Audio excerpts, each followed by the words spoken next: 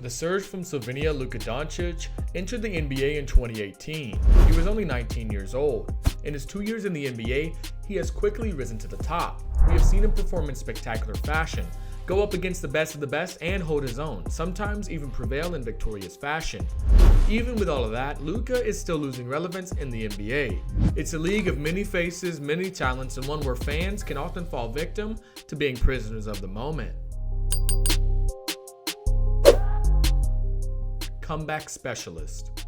Luka was in the process of adding premier comeback specialist to his resume during the course of his short NBA career, especially in his explosive 2019-2020 campaign.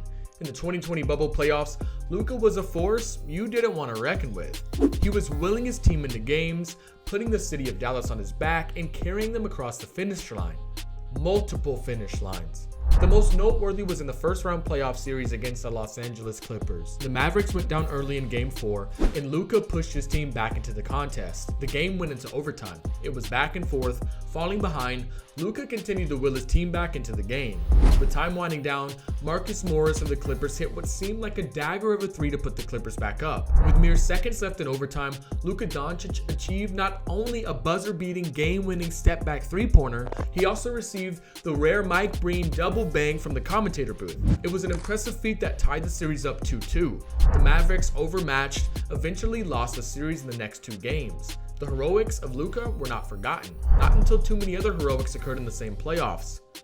3-seed Denver Nuggets had recently found themselves in a hole against the Utah Jazz, down 3-1, a deficit no NBA team wants to be in. But by the young, gifted hands of Jamal Murray, the Nuggets climbed back into the series, forcing a Game 7 and winning the series. Murray finished that series with a 36-point game, a 42-point game, and 2 50 pieces. It was a truly magnificent comeback for the young star. It was a fantastic career performance for Murray that wouldn't be overshadowed until his very next series. When Murray and the Nuggets fell behind 3-1 again, this time to the star-studded cast of the Clippers, things seemed grim. And what did Murray do?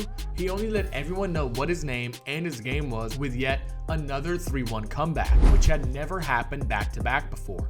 Murray made history with his Nuggets, propelling himself to the front of everyone's minds and pushing Luka further back. The three-point game. Obviously, the three-point game has been expanding bigger and bigger in the NBA. Over the past decade, it's been ballooning up to humongous sizes. Shots rained down from behind the arc more than ever before, and Luka was right in the middle of this downpour the last couple of years. Step-back threes, side-step threes, deep threes, you name it, Luka has it in his artillery. And he had been impressing many with his three-point game, but in no way did he continue on as the most impressive three-point shooter in the league, and not even in the bubble. Damian Lillard reminded everyone once the restart was in full effect that he has a cheat code for infinite range with his jumper. It looks so effortless when Lillard launches from his home with an NBA logo or anywhere else in the half court. It's like he is an avatar and somebody else is controlling him with the perfect range power-up activated. Lillard was one to distract from the phenom that is Luka. Who else had the three-point range in the bubble to do the same? Hope no one slept on James Harden, the master of step-back threes. His three-point shooting has never slowed down. The bubble was no exception. And with Harden and his Rockets moving on to the second round, he garnered even more attention with his long-distance game. Luka had long ago left to head back to Dallas, and Harden was still giving the NBA a steady dose of his three-point shots. When it looked like there was a new sheriff in Texas, Harden reclaimed that spot, sending Luka even further back in the annals of NBA spectators' collective minds. Fresh new faces. The NBA has its veteran presence that has long held the majority of attention of the fans through advertisement and dominance throughout the season.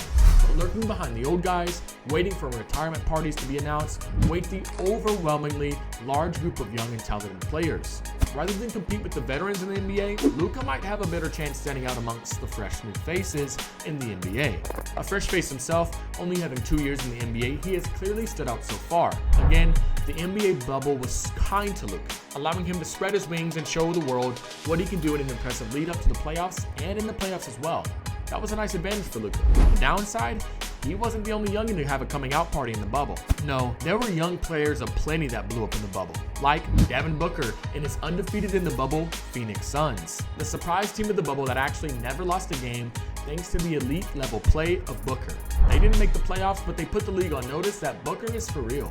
And the fun ball-sharing young duo from Boston, Jaylen Brown and Jason Tatum, putting on daily shows with complimentary three-point games and stellar defense, improving upon their inside games and propelling their team to being one of the last 4 in the playoffs. The two young Celtics skyrocketed to the height of Eastern Conference relevance. How about the freshest of young baby faces down in Miami? The combination of young Duncan Robinson and even younger Tyler Hero, the hot sensations on the Heat. Not only did they play lights out throughout the playoffs, including outrageous accuracy from behind the arc, but they were gigantic pieces to their team, making it all the way to the finals. With Hero, Robinson, Tatum, and Brown all going deeper into the playoffs than Luka, they saw a lot of the light dedicated to the young studs of the NBA, especially Hero being a rookie, being the youngest player to ever start in a finals game, and continuing to thrive even under the highest pressure. Some fans of the NBA are needing a little refresher course on who Luka is. Storylines for the big markets. The storylines in the NBA are a big part of a player's relevancy. However, the storylines in the big markets are the ones that get the most attention nationwide.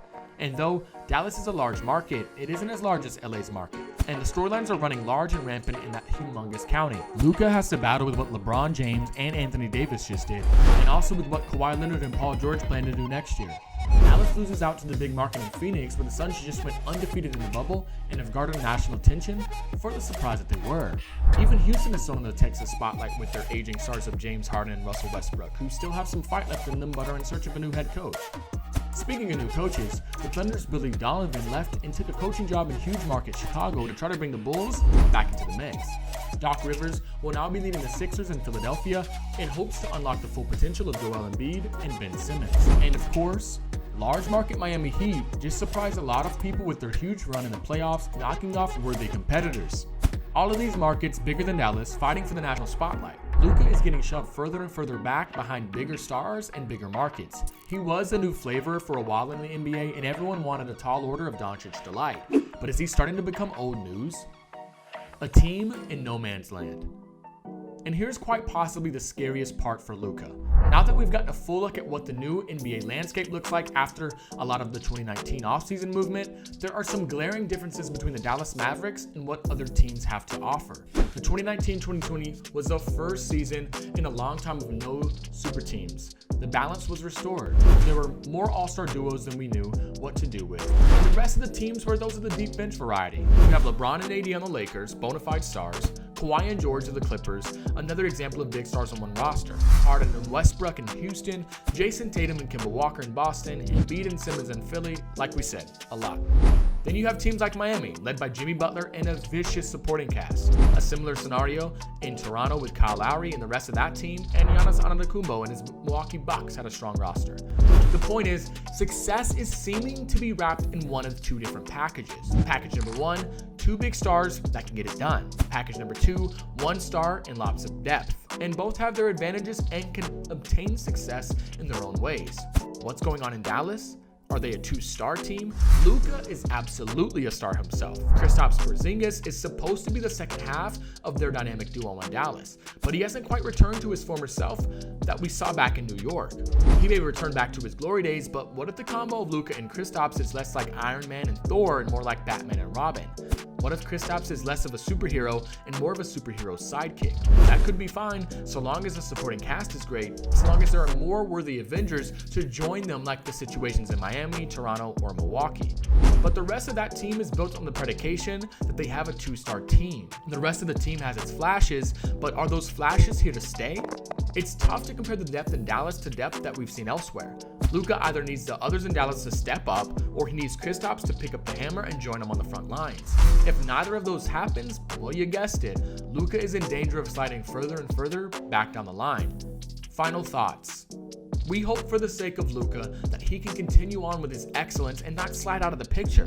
Perhaps the Big D could use a little extra help from owner Mark Cuban. Maybe the Shark can take a mortgage out on that Big D and get Luka a little extra help. And thanks for watching this UpNext Sports video. Remember to like the video and also don't forget to subscribe to our channel. Got any other reasons you think Luka Doncic is losing relevance in the NBA? Comment and let us know. And be sure to join us for the next video.